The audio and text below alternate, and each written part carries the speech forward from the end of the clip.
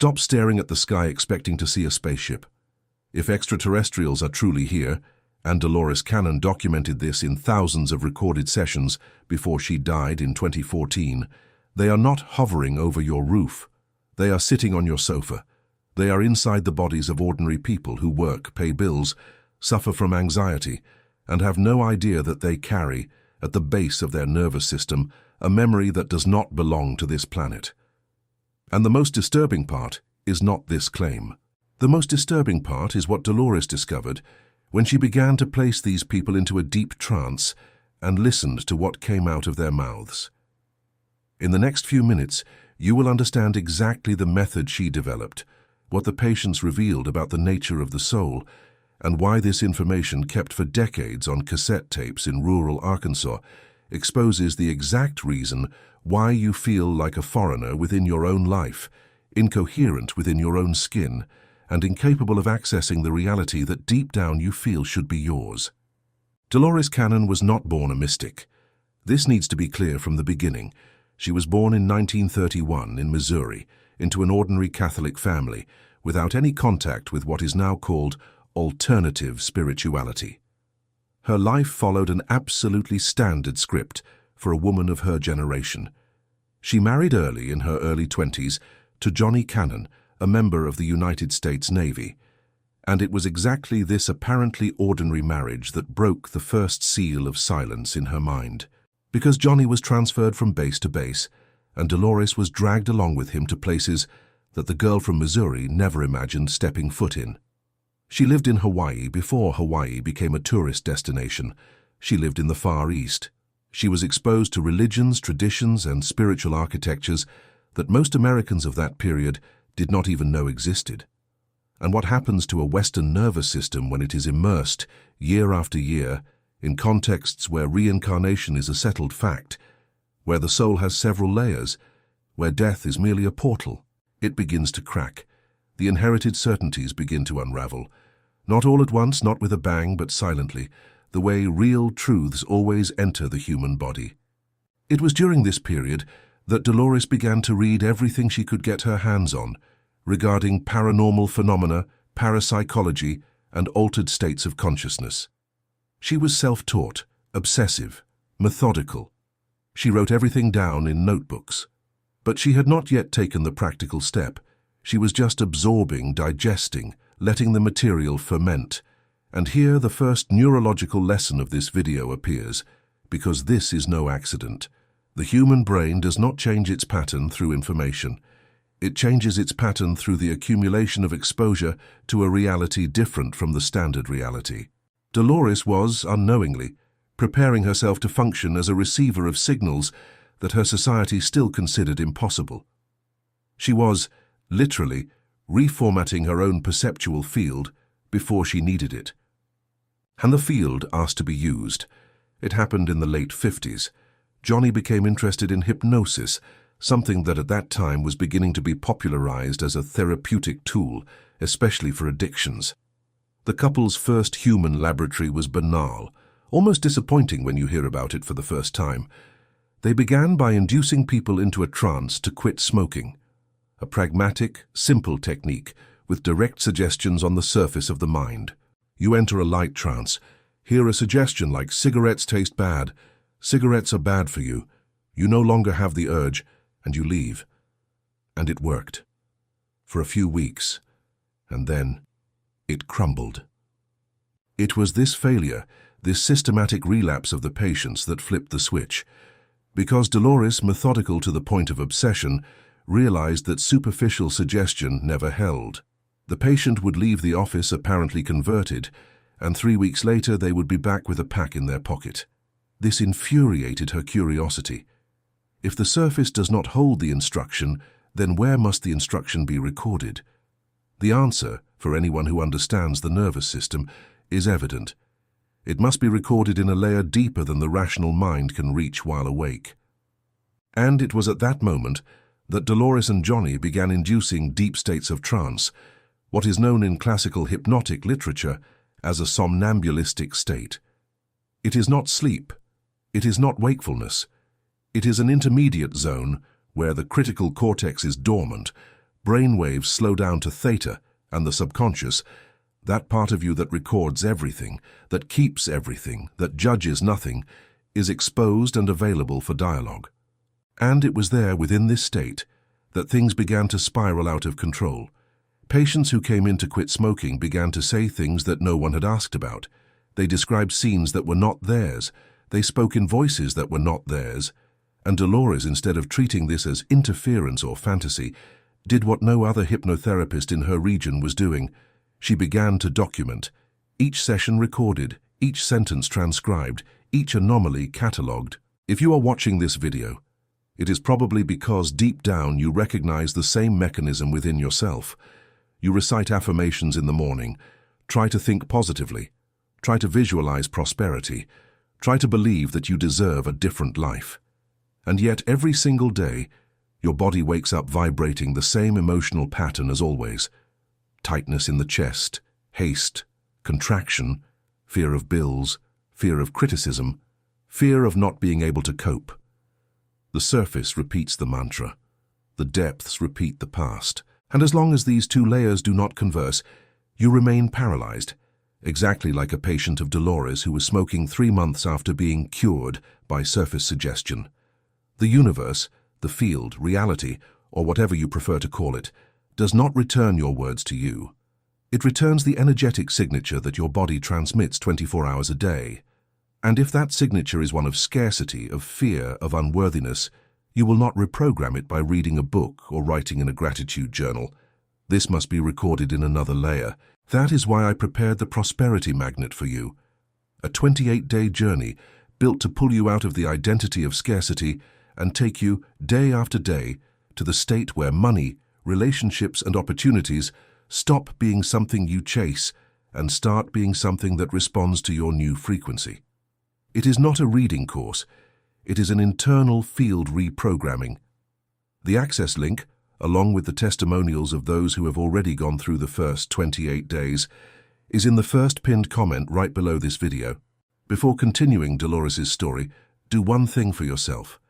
Comment below with the phrase "I choose to remember," because everything that follows depends on you accepting that what is dormant within you has permission to wake up.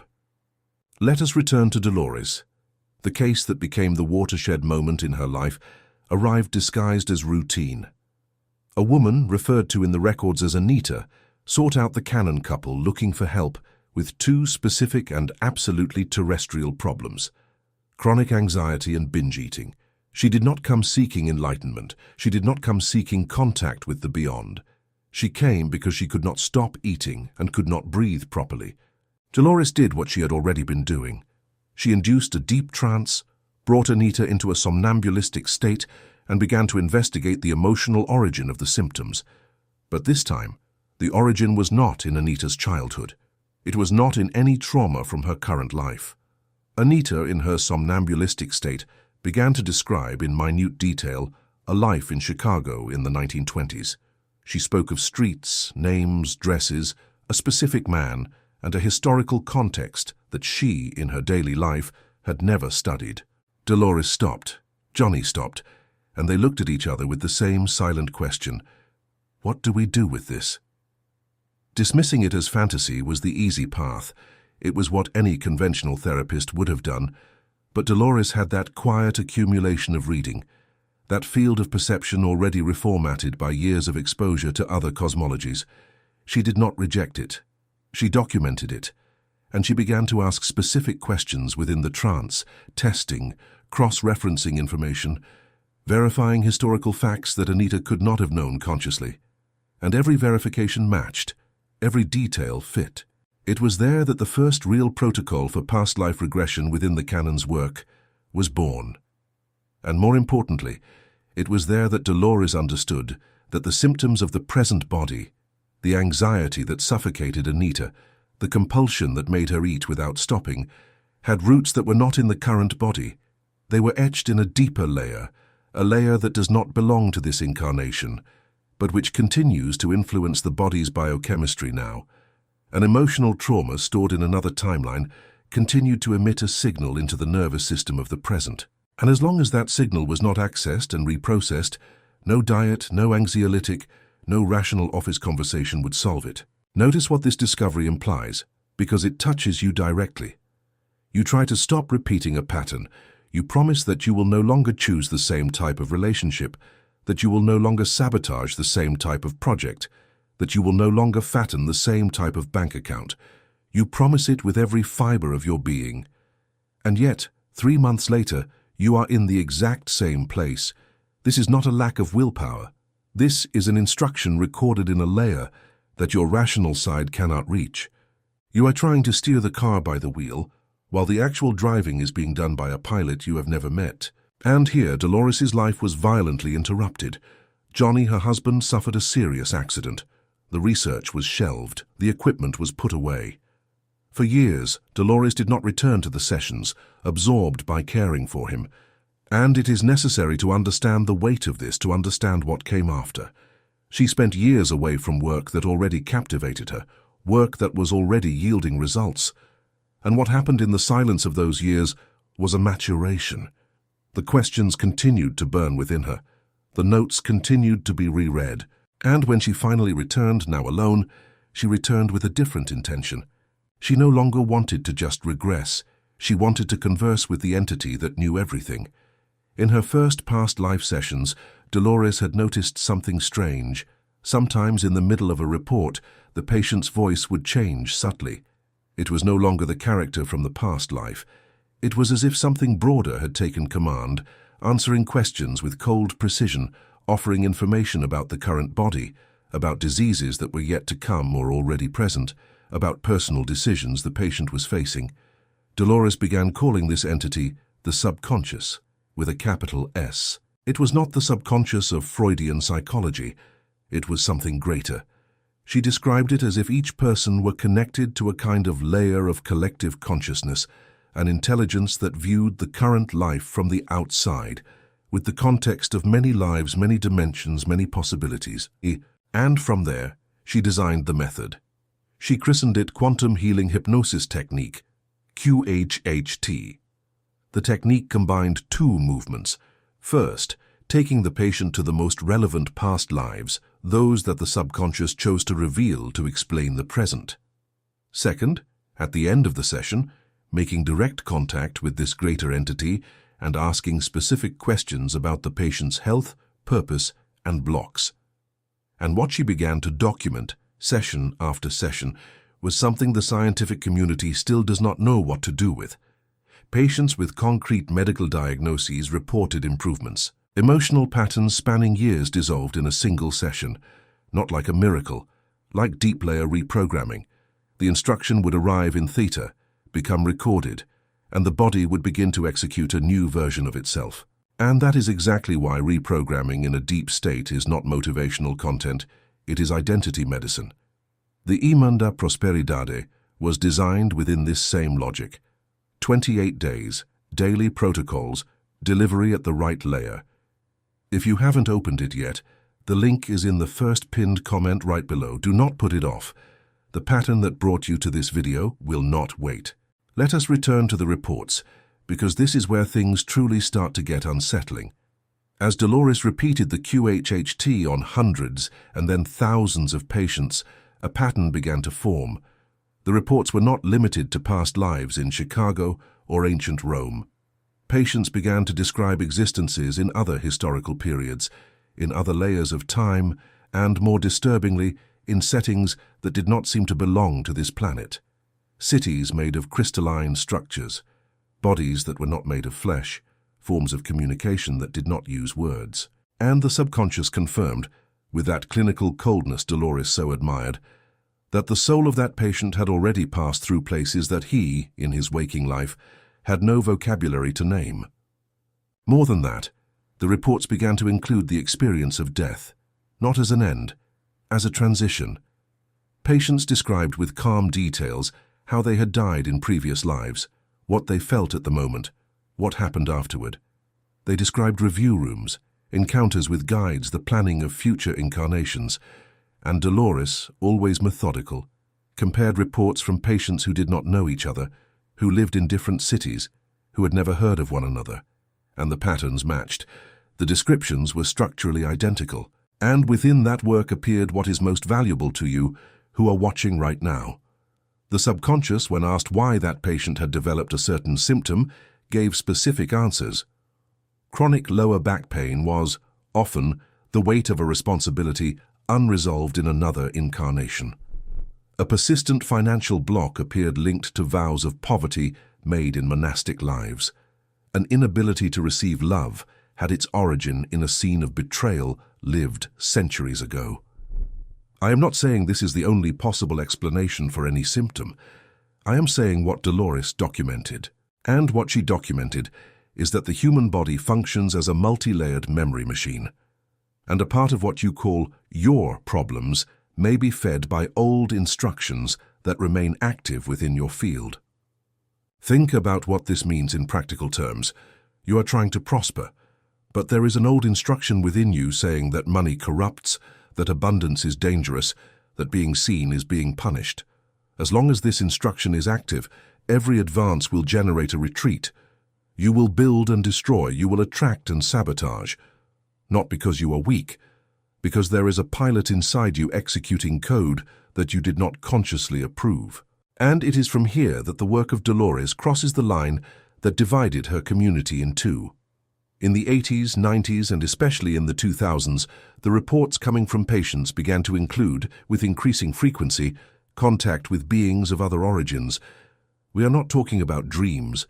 We are talking about descriptions made in a somnambulistic state under rigorous methodology by ordinary people who sought help for anxiety, insomnia, depression, chronic pain, and who, within the trance, began to describe their existence before incarnating here. And what these descriptions revealed, with a consistency that Dolores considered impossible to ignore, was that many of these souls were not native to Earth.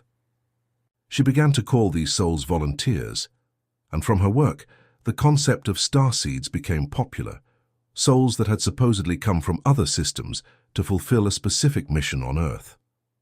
Dolores organized these reports into 3 waves. The first wave, according to her, would be composed of older souls who arrived here shortly after the collective trauma of the nuclear age, when the planet sent a distress signal into the cosmos due to the risk of self-destruction. These souls had supposedly come with the mission of holding the energy, of anchoring a higher frequency on a planet that was nearly destroying itself. The second wave, more numerous, would be composed of facilitators, transmitters, people who act as bridges between the old frequency of humanity and the new one. And the third wave, even newer, would be children and young people who are already arriving with a nervous system pre-programmed for the new standard, without needing to deconstruct the old one. You do not need to accept this cosmology as religious fact to recognize the psychological mechanics it describes. What Dolores was documenting deep down is that there exists within a significant number of human beings a deep, persistent, almost unbearable sense of not belonging. A sensation that life on Earth makes no sense, that the dominant values are absurd, that there is a silent mission hammering from within that no one can name. If you are watching this video up to this point, you probably know this sensation. You look at the way the world works, and something inside you knows this is not it. You look at the life you have built, and something inside you knows that it is still not it. It is not clinical depression. It is not a lack of gratitude. It is a longing for a frequency that your nervous system remembers and has not yet managed to materialize here. And it is precisely this longing, this saudade, that turns into a prosperity blockage when it goes unheard. Because the body, not knowing what to do with this chronic misalignment, begins to sabotage everything it tries to crystallize. You don't block money because you hate money. You block money because deep down, your nervous system hasn't decided yet if it is here to stay. As long as your field is divided between the longing for home and the mission of being here, you will build with one hand and tear down with the other. That is why I prepared the Imán da Prosperidade within this exact context, not as a generic manifestation method, but as a 28-day reprogramming for your nervous system to finally stop treating material abundance as a spiritual betrayal. The journey was designed to reconcile these 2 layers, the soul that came from elsewhere, and the body that needs to prosper here, in the currency that circulates on this planet, in the time you have. Access is in the first pinned comment. If you have reached this part of the video, the invitation is not motivational, it is logistical. Decide before tomorrow. Because the version of you that closes this window is exactly the version that will wake up tomorrow, executing the same pattern as always. Dolores Cannon died in October 2014. She left behind more than 70 books, a publishing house she founded herself to manage to publish material no conventional publisher would accept, and an academy that still trains QHHT practitioners in dozens of countries today. She never attained the seal of approval from the formal scientific community, and she never really cared to. What she built was an international community dedicated to exploring, with its own methodology, that which official science does not yet know how to measure. Recording tapes piled up on the shelves of her office document accounts that are still being processed. Sessions with anonymous patients who never spoke of the subject again in their daily lives, but whose words, recorded in a somnambulistic state, continue to echo within the community she left behind. Her legacy is not a religion. It is not a dogma, it is a method. And the method says something that you perhaps need to hear very carefully before closing this video. It says that there is an instance within you that knows the reason why you came, that knows why your body locks up when it's time to receive, that knows which ancient instruction needs to be rewritten for your current life to finally unlock. This instance is not on your Instagram, it is not in your bank statement, it is not in what others say about you. It is waiting, silent, behind the line of the critical cortex, in the same theta zone where Dolores' patients accessed the truth that their waking lives could not perceive. You have two options now. The first is to close this window, move on to the next video in the feed, sleep tonight and wake up tomorrow with the same body, the same breathing pattern, the same tightness in your chest, the same sensation of spinning your wheels within a life that should be yours. It is a legitimate option. Most of humanity chooses it. There is no judgment. There is only consequence. The nervous system, without a new command, always repeats the previous command. It is basic biology. The second option is to decide now that the information that crossed this video will not go back into the unconscious, that you will do something concrete with it in the coming hours, that you will click the first pinned comment, look at what is on the other side of the link, and choose whether or not your nervous system deserves to go through a 28-day reprogramming. It is not invented urgency. It is structural urgency. Each additional day executing the old pattern is one more day of recording that pattern into a deep layer, and each day is more expensive than the last. Dolores spent decades listening to ordinary people describe in a trance who they truly were before they forgot. And what became clear in her work is that forgetting is not an accident. It is a structure. You were born to forget so that you could live the experience of human amnesia.